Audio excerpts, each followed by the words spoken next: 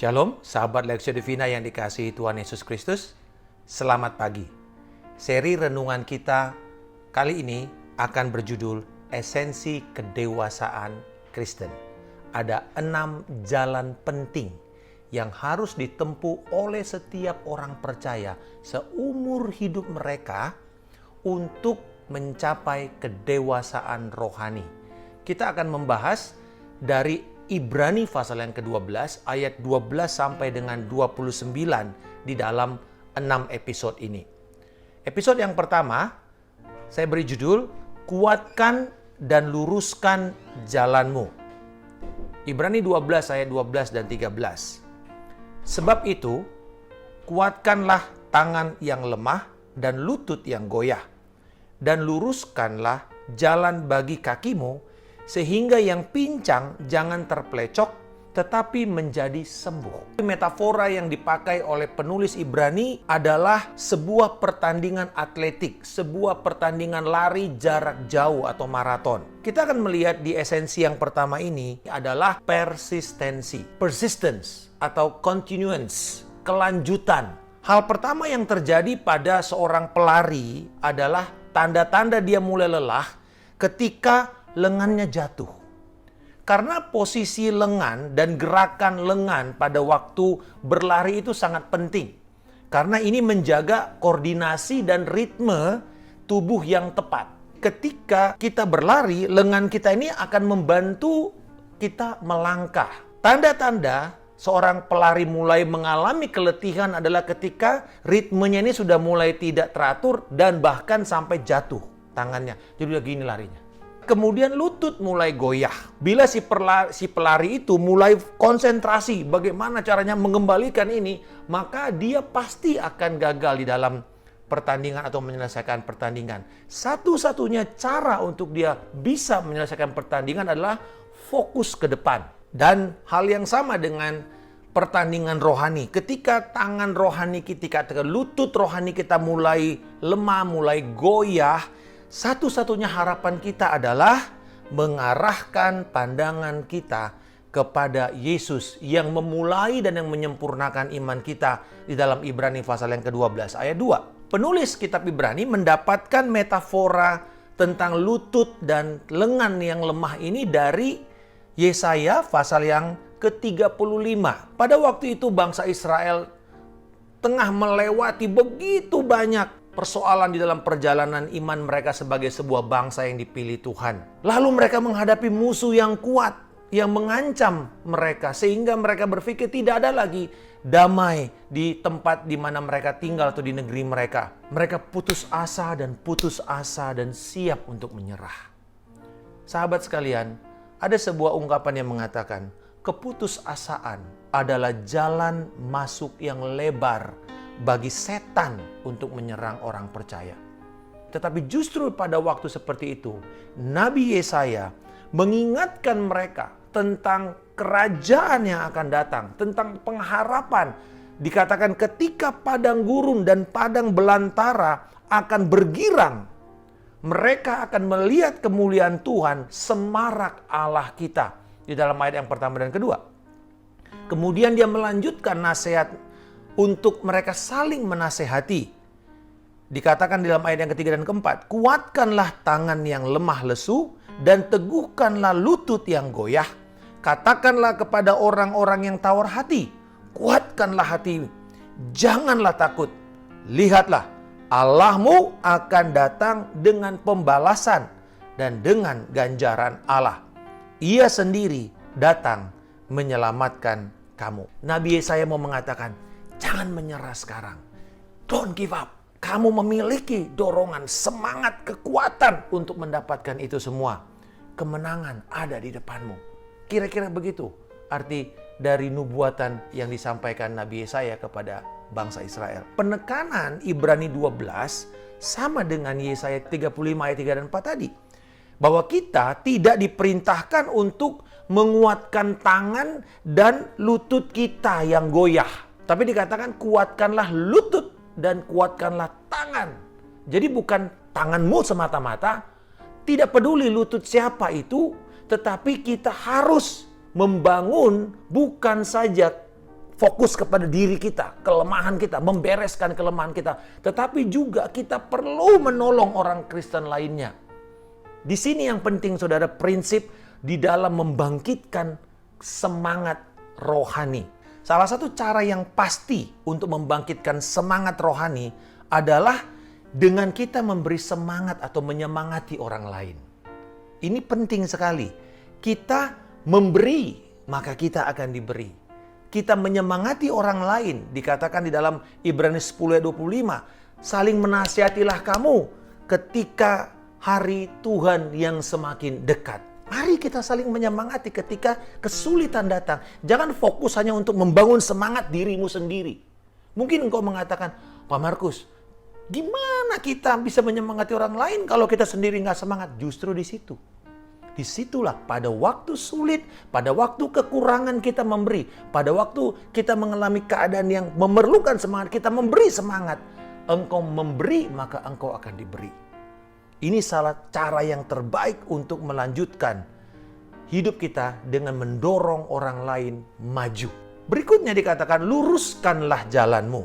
Ini metafora pelari yang berada di jalur trek lari mereka.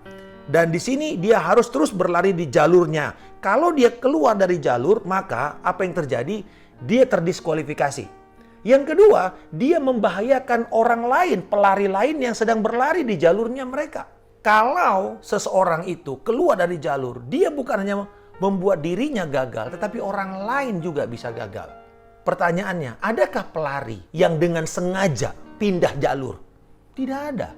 Yang terjadi biasanya ketika mereka mulai terganggu konsentrasinya, ceroboh, mulai kehilangan arah dan tujuan, atau ketika kelelahan, keputusasaan merampas keinginan mereka untuk menang, di situ mereka akan keluar jalur. Nasihat dari Amsal 4 ayat 25 sampai 27. Biarlah matamu memandang terus, artinya memandang lurus ke depan, dan tatapan matamu tetap ke muka, artinya tertuju lurus ke depanmu. Tempuhlah jalan yang rata, dan hendaklah tetap segala jalanmu. Janganlah menyimpang ke kanan atau ke kiri. Jauhkanlah kakimu dari kejahatan. Ketika kita masuk di dalam pertandingan iman, tidak ada satupun yang boleh mencuri, mengalihkan perhatian, konsentrasi kita, atau menyebabkan kita menjadi goyah, patah semangat, berubah arah. Nah, seringkali yang terjadi kalau kita kehilangan arah, kalau kita kehilangan fokus, apa yang terjadi? Kita bukan hanya membuat diri kita tersandung, tetapi juga kita membuat orang lain tersandung. Kata jalan di dalam bahasa Yunani-nya adalah trochia. Trochia itu mengacu kepada jejak yang ditinggalkan oleh roda kereta atau kereta beban, pedati, pada masa perjanjian baru. Jadi kan tanah misalnya ya, lalu ada roda yang dilewati, nah lalu membentuk trek. Nah inilah yang disebut dengan jalan atau trochia. Nah lalu orang yang pejalan kaki bisa mengikuti jalur itu untuk kemudian mereka sampai kepada tujuan mereka. Dan hal yang sama, jalan yang kita tempuh dalam pertandingan iman kita bisa menyesatkan atau meluruskan jalan orang yang mengikuti kita di belakang kita. Jadi kita harus sangat berhati-hati agar jejak yang kita tinggalkan itu lurus, menuntun kepada kehidupan. Satu-satunya jalan untuk bisa meninggalkan jalan yang lurus adalah kita mengambil komitmen untuk terus hidup benar seturut dengan pengajaran firman Tuhan yang benar. Inilah yang esensial. Inilah yang tidak boleh tidak ada di dalam kehidupan kekristenan. Tujuan kita berjalan lurus, hidup di dalam pengajaran lurus, diberikan di dalam ayat yang ke-13b. Sehingga yang pincang jangan terplecok, tetapi menjadi sembuh. Kata pincang di dalam ayat ini bisa berlaku untuk orang Kristen yang lemah, yang pincang, yang mudah tersandung, yang mudah tersesatkan. Di dalam Roma 14 dikatakan bahwa orang-orang yang lemah imannya, yang baru bertobat, bisa gampang tersandung oleh karena teladan orang-orang Kristen yang sudah dewasa. Tetapi saya percaya bahwa konteks daripada ayat ini ketika dipakai kata pincang, ini mengacu kepada orang yang mengaku dirinya Kristen. Menjadi anggota gereja, tapi nggak pernah mengalami kelahiran baru. Mereka ini ibarat membuat langkah menuju Kristus, tetapi tidak sepenuhnya bersedia untuk membayar harga. Tidak sepenuhnya menyerahkan hidupnya. Mereka tampaknya berada dalam perlombaan, tetapi sebenarnya mereka sedang berada di dalam bahaya kemurtatan. Mereka ini adalah kandidat utama dari setan untuk tersandung dan akhirnya murtad. Sandungan kekristenan terbesar bukan datang dari luar orang Kristen, tapi dari dalam. Ketika seseorang pemimpin atau pengerja atau aktivis gereja yang sudah sangat lama, atau bahkan hamba Tuhan, mengalami atau memberi teladan yang buruk, atau jatuh di dalam skandal moral yang viral, tidak heran kita akan mendengar kata, ngapain ikut Yesus? Toh lihat itu orang yang serius, gagal juga, korupsi juga. Itu yang banyak orang akan dengar ketika kita mendengar seorang pelayan Tuhan tersandung di dalam moral mereka. Kesaksian yang buruk menyebabkan kerusakan yang tidak bisa atau tidak mudah untuk diperbaiki. Inilah yang menyebabkan banyak orang yang tidak percaya akhirnya menutup diri mereka untuk tidak mau mendengar berita Injil Yesus Kristus. Jadi ini merupakan sebuah peringatan yang sangat serius sekali, saudara. Untuk memastikan kehidupan kita ini tidak menyebabkan siapapun menolak Injil Yesus Kristus. Yesus memperingatkan kita di dalam Matius pasal yang ke-5 ayat 13. Kamu adalah garam dunia. Jika garam itu menjadi tawar, dengan apakah ia diasinkan? Tidak ada lagi gunanya selain dibuang dan diinjak orang. Hal yang sama, Rasul Petrus memberikan nasihat praktis kepada para istri-istri yang percaya, orang Kristen, yang suaminya belum percaya kepada Kristus. Demikianlah juga kamu, hai istri-istri. Tunduklah kepada suamimu, supaya jika ada di antara mereka yang tidak taat kepada firman, mereka juga tanpa perkataan dimenangkan oleh kelakuan istrinya. Jika mereka melihat bagaimana murni dan salehnya hidup istri mereka itu. Secara langsung atau tidak langsung, kesaksian kita memuliakan Tuhan dan harus memberikan kemuliaan atau kehormatan kepada Tuhan. Karena itu menjadi pengaruh yang baik bagi orang-orang sekitar kita.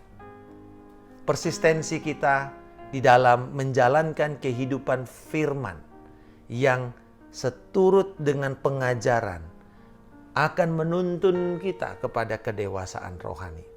Tetapi juga memberi teladan kepada generasi kita berikutnya. Anak-anak kita, keturunan kita, dan orang-orang yang ada di sekitar kita yang menyaksikan kehidupan kita.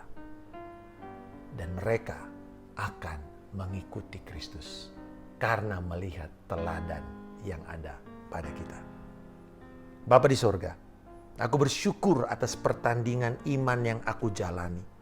Tolonglah aku untuk menjaga hidupku tetap setia dalam pengajaran firman yang benar dan tidak menjadi batu sandungan bagi orang percaya lainnya.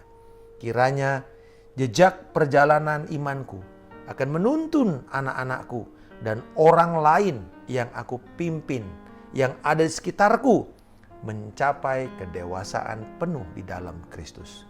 Di dalam nama Tuhan Yesus Kristus, aku telah berdoa dan mengucap syukur. Haleluya. Amin. Salam kemenangan. Saya Pendeta Markus Simanjuntak.